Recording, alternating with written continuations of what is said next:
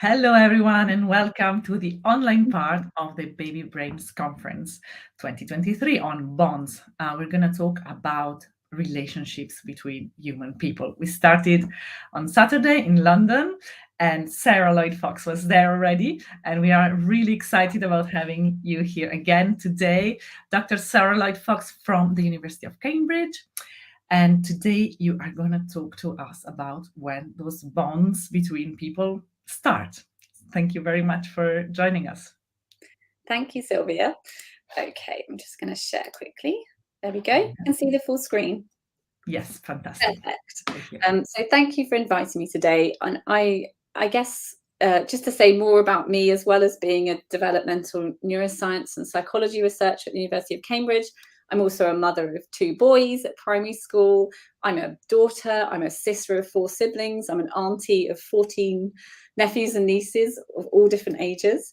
And someone like you that has experienced ups and downs in my life. And so a lot of my work is about trying to think about that transition from pregnancy to early life, what can affect what happens to babies, but also the wonders that we can behold from womb to world that I want to share with you today. And I also work as a trustee for a charity called the Brazelton Centre, which tries to place a focus on newborns having a voice and teaching us about how to listen to their language. So that may come through as a theme today here as well. So birth is the most dramatic change in environment that we would experience in our lifetimes. But until recently, actually, little importance has been placed on understanding those transitions between pregnancy and early life for that baby and how there's continuity and change. And it's helpful, I think, to look at historical perspectives of baby. So 150 plus years ago, infants were viewed as blank slates where they had to start to understand their world from birth onwards. And their role in their social world was actually dampened down quite a lot. So the prevalent view of the 1950s, essentially in textbooks, described infants as being blind and deaf and having to sort of orient all of this from birth. And parenting advice was that you limit bodily contact to avoid spoiling. Emotions are negligible.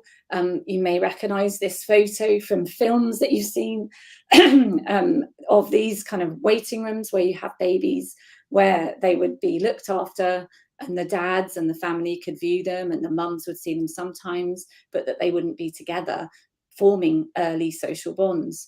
And actually, one thinks of this as kind of this black and white picture, but it wasn't until 1991 that WHO recommended the end of this lifestyle and that the babies were actually kept with the mothers next to their beds. And it may not even be an international thing that in every single country in the world, that's the practice that happens in hospitals. And so it is quite a recent thing, rather than thinking about this as being an old-fashioned part of people's lives. It very much is part of people that surround you, grandparents, mothers, fathers, and practices perhaps in some countries and not others. So we've got a very variable view of what babies can do from birth. And if we take this historical perspective, that blank slate is quite interesting to think about in terms of whether we have moved on from that. What do we think babies can do? So if you thought that they could only do things from the moment they were born, then it would make the following predictions. Firstly, it would predict that adults would always be better at cognitive tasks than infants. And secondly, that skills and knowledge could only be acquired by babies from birth onwards. We take these are quite interesting to reorient our idea of babies from a very young age. So if adults are always better at cognitive tasks, how come there are some tasks where infants can outperform them? So this is one example here of a kind of way in which we help form social relationships, is understanding faces around us. And this study looked at how infants respond to different photographs of people and different monkey faces, so different identities of faces of adults, different identities of monkeys.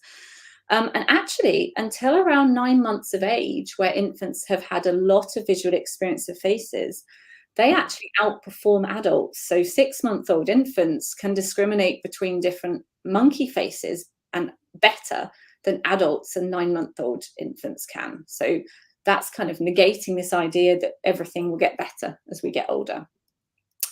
And what about the skills and knowledge acquired after birth? Well, this has been an area where we've had explosive change in knowledge due to changes in technology, particularly with fetal ultrasound being able to capture a baby in 3D.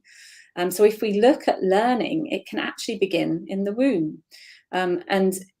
With these 3D videos that you can see here on the screen, you can view behaviours. You can see the baby on the bottom moving their mouth. You can see the baby above sucking their thumb. And in studies where they've looked at those behaviours, they can see that fetuses turn heads more to mother's speech than strangers' speech. Their heart rate can lower to strangers' voices or to native languages compared to other things. So they're discriminating different sounds before they're even born. From around 25 weeks gestation, this begins to happen, so that their learning of sounds is developing rapidly. And then when you look at newborns' capabilities, because of that experience, they can detect their mother's or father's voice over a stranger's voice from the moment they're born. They show preferences to melody that they were exposed to prenatally. And even one study has looked at their crying melody and seen that infants that are French and infants that are German when they're newborn have slightly different ways of crying that more match the language of the voices around them. So that crying melody, the ups and downs of that language, actually fit with the language of that parent that they've heard while they were in the womb. And if we look at visual development, so these panels show how we can look at that newborn baby and see how they're moving their eyes and their face and their heads to different things, such as our face and voices, or as this picture shows of my colleague here, the ball that they move around to see how they move to objects. You can understand what newborns are capable of very early on as well. And we know prior to birth that fetuses can see their visual environment later in pregnancy in their 3rd trimester. And just as one example, which I think is quite beautiful, there's a study that has shown that the movements of that fetus while they're in the womb is different when they're approaching their twin face, if they're a twin inside their mother, as opposed to the womb wall. So they'll move their arm at a different trajectory, more slowly as they approach that other body that they're living beside. And when they're first born, they're very sensitive to the structure of the face within the first hours of life. So babies will respond more to figures that look like a face, such as this schematic you can see here in the bottom left, the one that looks like a face, and the one with 3 dots where you have 2 eyes above a mouth dot. They'll respond to that one more than if it's upside down. So instead, we know that babies come into the world with a set of really powerful cognitive structures, but perhaps because of certain developmental constraints, for example, the inability of their neck muscles to support the weight of their head, or that their visual system is still immature and improving every day, they may be unable to properly display or use those abilities for us to see. So if we think about those behaviours in the world of the brain, which is something that I'm very interested in looking at, and I have spent my research career understanding, is how the brain adapts to social environments and form those links that create those social bonds and relationships. We can see that they specialise from very early on and continue to specialise across the first days, months, and the years to come. So our brain changes continuously. And have you thought how many neurons you might have when you're first born? It's pretty amazing. Some estimates put this number at 100 billion, which is 12 times the number of people on the planet and the same number of stars as our universe. So that tiny brain, when it's first born, has an incredible number of brain cells there already. And as we go through that first year of life and onwards, these form pathways connecting areas and refining connections not needed, so that you can see in this colour map how the way in which those connections become more rapid over time. So this is illustrating for you something that helps the neurons respond faster and send faster signals. And you can see that that ability to respond faster and send faster signals gets stronger and stronger across the first year of life here as those networks develop. So from birth, let me give you an example here of how our brain responses are optimized to developing relationships and bonds. So we show babies these videos of people doing hand tasks such as peekaboo versus videos of mechanical objects that are not human, they're not social. And we measure this with an optical imaging technique that you can see in this picture, this baby is wearing. And when we look at the brain responses that they have to these different types of videos, we can see from birth that newborn babies are optimized for our developing relationships and bonds with their family. So this red line that you see in these two figures is going to shoot up, and this is showing you that there is an increase in activity in the brain while that baby is responding to faces, and it's much smaller in what we would call one of the social brain network regions to these mechanical objects. So you see that the line doesn't change and the activity doesn't change in the brain as much. And actually, what has been fascinating for us doing this research as well is that in the first studies that we've run, we've seen that that response can get stronger over the number of hours that a baby is born. So if we looked at babies that were just a few hours old versus a few days, we could see that that magnitude of brain response was getting stronger over the first days of life. So I want to just overview some of the current projects then that we centre around birth. So rather than those kind of areas of understanding that we had at first in these historical perspectives, as I've shown, we can now learn so much more about young babies and understand these transitions from pregnancy and into early life. And part of the theme of the research that I do is to listen to the baby's voice and listen to the voice of those who surround them. I mean, one might think of some of those viewpoints that were there, so prevalent still in the 1950s, as being very at odds with what parents may have said they thought their baby could do. So this partnership with families and science is so important for better gaining knowledge together for our parenting and our research culture. And so we strive to think about how we're open to change. We need to listen to different views of how babies experience their life. We understand it's not a straightforward topic because there are influences that can make this go up and down, cultural influences, influences of society, family, that could change what happens. We try and ensure we have honesty about what we don't know as well, and partnering with families to understand this area where we've got this new technology that we can use now is really important. And I think it's important for both researchers and parents to overcome this idea of expectations, this idea of what you think other people think you should be doing as a parent and what you think that is important for researchers or parents, and try and kind of experience that baby's individual life for themselves and understand that individual baby that has their own voice and will tell you their own story about their development. As one example here, just to bring it back to the parents versus what we were talking about at the beginning, these are some examples of mothers and fathers speaking in a project that we run in the Gambia, where we're looking at this period of life. And these are lovely quotes taken from one of these studies. So this mother here is saying, "A new baby?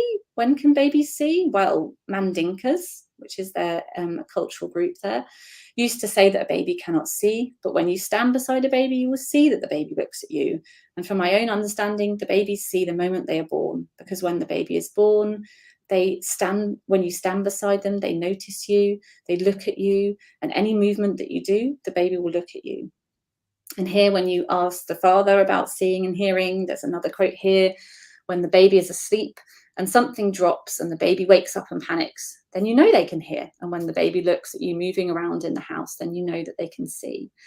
And so I think these quotes are important because they also reflect this change in culture, whereby an older generation may have been told that the babies couldn't see or hear as much, and that even here they're referring to people that may still think that, but that they don't. And so it's really this dynamic change in our understanding of our culture and our society all the time is helping us understand our babies more.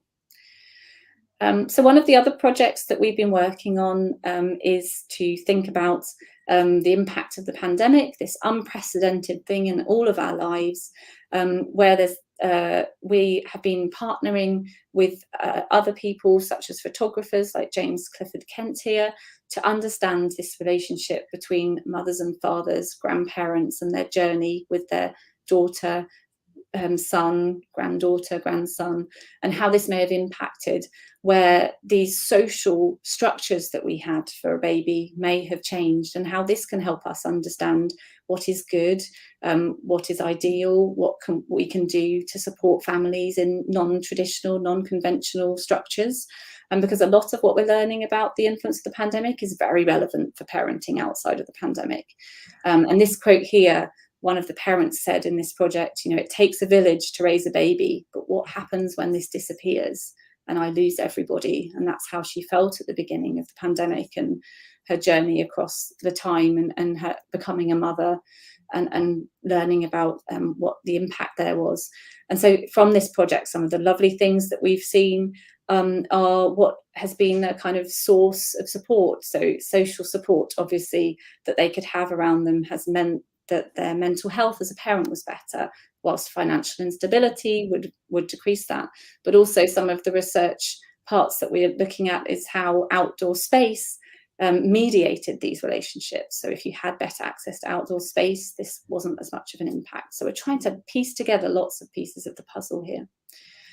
And then the PIPKIN study, to finally talk about the kind of big focus of our research here at the University of Cambridge in my team and my group of many people that go out into the homes of families to take this technology there instead of asking them to come to us, so that we can actually follow these families on their journey into parenthood by looking at these changes across behaviour and brain responses, and how the social world around them can influence how their development is occurring. We've got all of these different measures here. This is a bit complex. This actual picture story is almost better here in showing one family's journey in PIPKIN, from the ultrasound 3D to the birth, and then as they joined home, we joined them in their homes for home visits, and then they joined us in the lab as we look forward with this family in their development.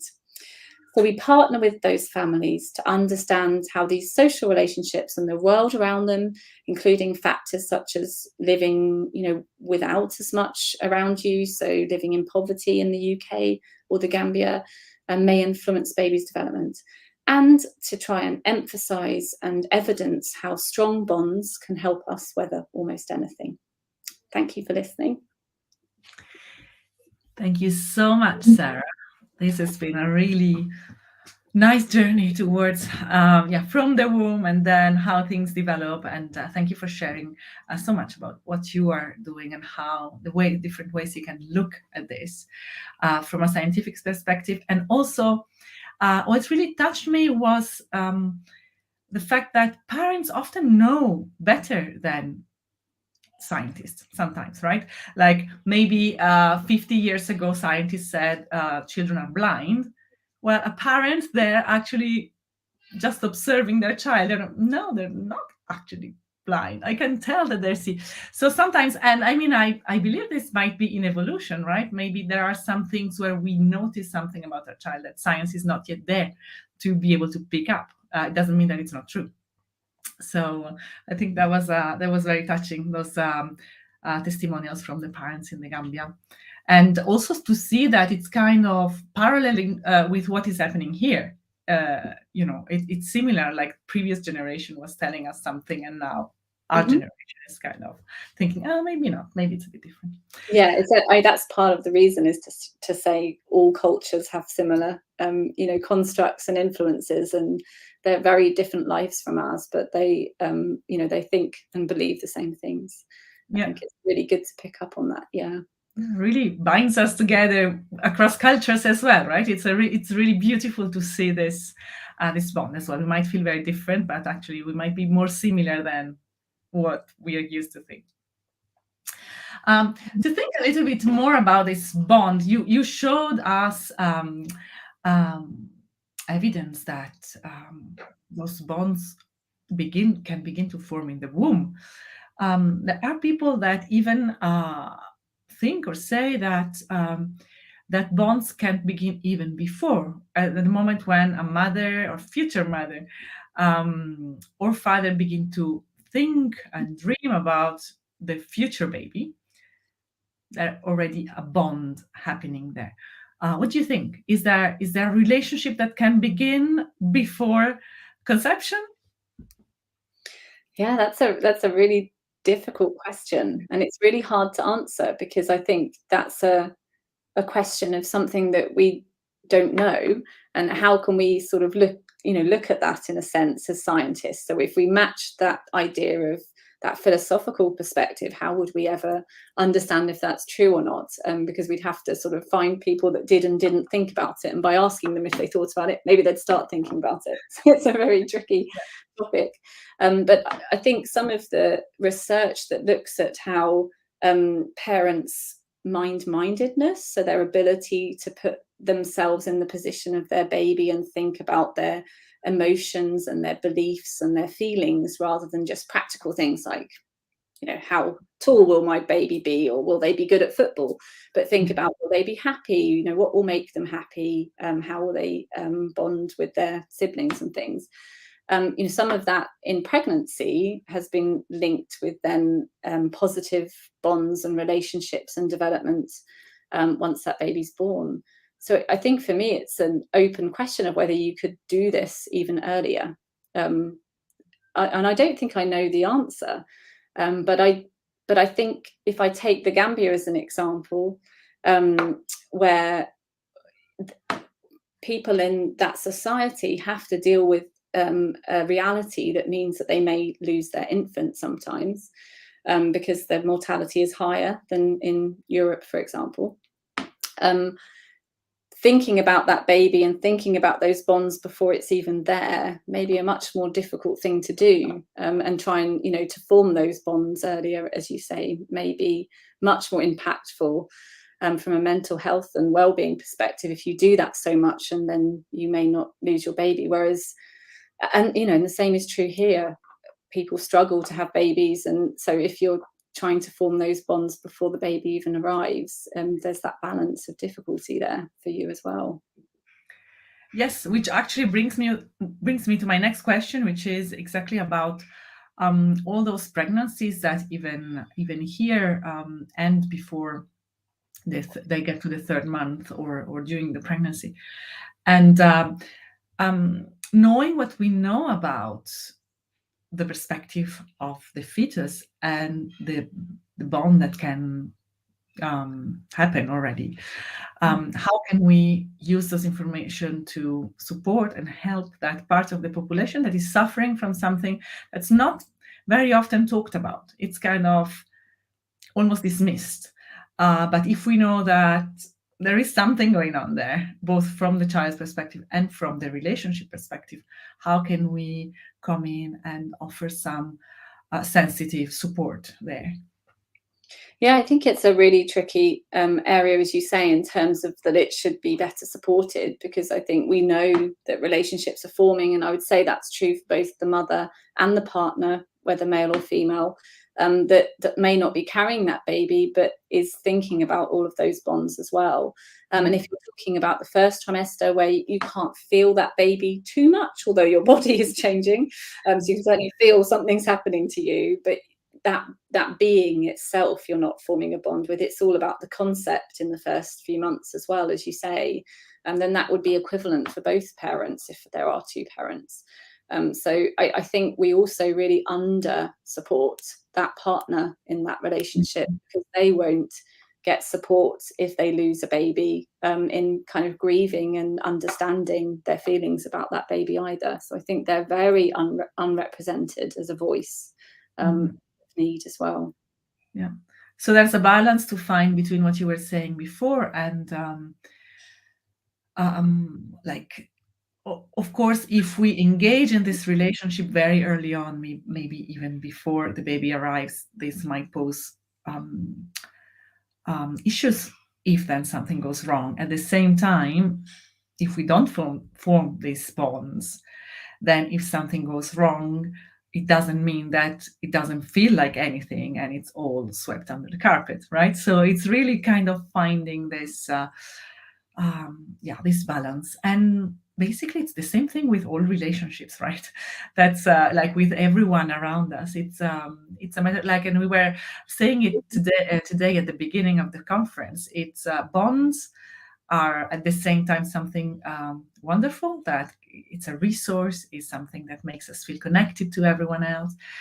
And it can be also something that's a little bit too close and too strong. Like, it's all about adjusting those bonds to reach well-being. We have our friends from the Brazelton Center here that, first of all, say, thank you, Sarah. This is wonderful. And then they also ask when your results of the PIPKIN study will be ready.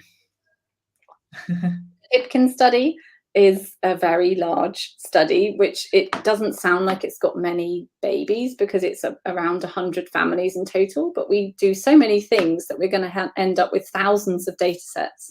And so we're currently looking at the first sets of data from the newborn phase and the fetal data. So they're being analysed right now, and they'll probably come out first, but it will be definitely a wave of research data that will continue. So to put in perspective, the BRIGHT study that I do is that kind of sample range. We began it 10 years ago, and we're still looking at the data now. So I think you can continually learn so much from this rich kind of data set that you have with families like that. Yeah. Back to our questions. I wanted to ask you something about, of course, we're here to build a bridge between science and society. And what we find often in science is are the negative effects of something that might happen during pregnancy onto the well-being of the mother, of the child, of the relationship, etc. And this is understandable, and it makes a lot of sense that we go and look for weaknesses, and we go and look for places and areas where we can bring in more help. And so these are going to be the one where something negative happens. But for many parents, everything goes well, and then hearing that those negative information can actually paradoxically add to a sort of anxiety and kind of feeling like we never do enough, or that we're never going to be good enough to provide the kind of parenting that's going to give our children the better possible start in life. So again, where do we find the balance there? What can we what is the positive side of things? Yeah, it's very true that you'll often do that, in that you'll find a connection with something that you can see has influenced in a negative way, as you say. So it's easy, as I just gave an example of with the COVID study, to say all of us know that was an anxious time, and we would know that we would want to look at how anxiety affected development. And of course, we can see that. But then, as I was saying, you can see those positives in the green space has helped support a positive kind of development and a positive relationship, positive well-being for that family. And so I think it's really important in research to think about that wider context of measuring lots of different variables. And as a parent, I think it's really important to not take on too many of those links, because it's so easy to take on one piece of information and cling on to it and think that that's the be all and end all, but that there's such a myriad of things around you. And I in my pregnancy of my first son lost my house and had to move 4 weeks before he was born, and it was a hugely anxiety inducing time of uncertainty for me. And I'm a researcher in this area, so I full well know that if someone is extremely anxious in pregnancy, it may well influence their infant development. But so you could kind of go down that rabbit hole of worrying that you're adversely affecting the baby and thus creating more anxiety, as you've just said. So it's this kind of circle. And so you need to kind of try to be able to take those into perspective and remember all of the positives. So one of the beautiful things that we found in that research study so far, which we haven't published on yet, but we're looking at the data and just understanding how positive families found that experience of being in the lockdown sometimes, because what some families found, not all, but some families found, all of the expectations of what a good parent was fell away because no one was allowed to visit, and they could become that good parent themselves together in a partnership with the family that was in their household. And they became more confident as parents because they could see what they were doing well themselves and not always wonder what people were judging them on. So we're terrible at that as social beings, because we live in a social world at wanting to know we're doing the right thing or thinking about others' opinions. But having that confidence to be a parent yourself, that already makes such a positive change to that baby and your life as a parent. Yeah, again, it's that balance, right? Because I guess that we care so much about other people's judgment on our behavior is the other side of the medal of needing a village to raise a child. We do need everyone else. We want them to like us because, in a way, we need them to help us as well. So there is this kind of, again, this bond with the rest, like, the child, the family, the close family, and then all the environment around. And it's all about adjusting all these different relationships in a way that they are mutually beneficial. Yeah, and I mean, I would just add that I think it's really important to acknowledge that we need to break those barriers of stigma about these things being a problem, because we've highlighted something that's potentially negative. We also need to know that if there is something in your life that's happening as a parent, that you're able to seek help and that you don't feel stigmatized by having to say that you need it, and that you understand the pathways around you that exist in your family, your friends, chatting to a neighbor that you don't even talk to and suddenly realizing you're not okay, or talking to clinicians. Find a route, and try and break down that idea that you can't speak when you do need it, because you can. And I think that society is changing for the better in that way. I think we're talking more openly about our health in its entirety and our need for when we need to reach out and form bonds with people that we may not have realized, because you can have a bond for just an hour, and it can make a difference in your life, as well as these hugely fulfilling bonds that you'll have with your family that for a long term. Yeah. I think we could even see it as a part of our parental responsibility to check in with ourselves and realize how we are doing, and realize when we need help, and learn to communicate that. And of course, it's a learning process. It's not something that can happen from one day to the next. It's one of the most difficult things to actually ask for help in any area. And this brings me to my last question, which has to do with this change in identity that often happens in parents when they have their first babies. And then even probably each child brings a kind of a new facet to that identity, a new set of limits on yourself that you discover to have. At least that was my experience. And a whole new set of resources as well. And whether they're limits or resources, you find yourself being a bit different from what you felt you were before. And this requires some adjustment in terms of identity, and often it results in mothers and fathers feeling inadequate, feeling not up to the task, feeling that they're neither as good parents as they wanted to be, but often they feel that at work they're not as good as they used to be, that socially they're not good friends as they used to be, that they are not as fashionable, whatever. Like, there are so many things that we can feel we are not up to the job for. So from your science and personal experience, what do you have any wisdom to share with our parents regarding to this? Because of course you're juggling your kids, your family, your career, and you said before you've been through ups and downs as well. And so what's the key? I mean, I think it is a learning curve that you take as a parent always, because birth is the most dramatic change in the environment that a baby has, but it also is for the parent, and it shifts your axis forever. And I think I would say that there are two areas that you need to retain an idea of. One is that the change that you've had isn't always permanent. So I think sometimes people get very worried about their identity because they think the new identity that they have is them forevermore.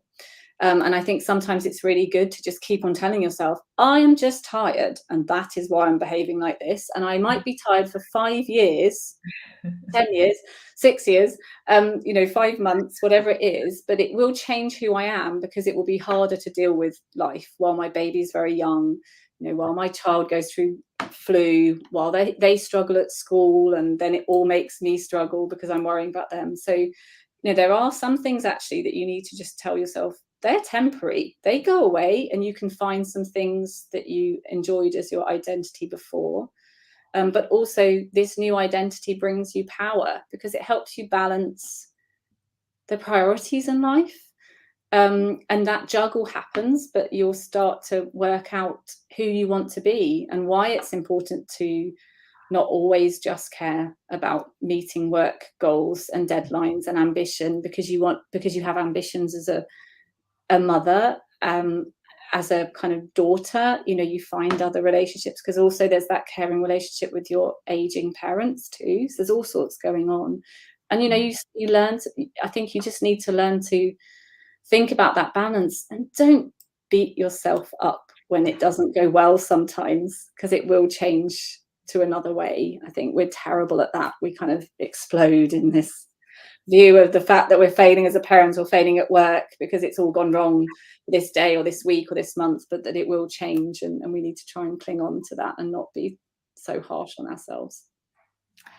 Oh, I think on these words, so we really want to thank you, Dr. Sarah Lloyd-Fox from the University of Cambridge. It's been amazing to have you here. Thank you so much for everything you taught us.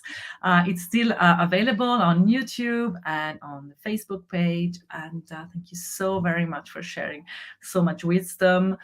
Here are followers saying, as always, where we find ourselves vulnerable, we might discover our greatest potential. So, yes. Thank you so very much. Wishing you a wonderful week. And thank you so much for participating in the BabyBrains Conference. Thank you. And thanks, everyone. Thank you. Bye-bye.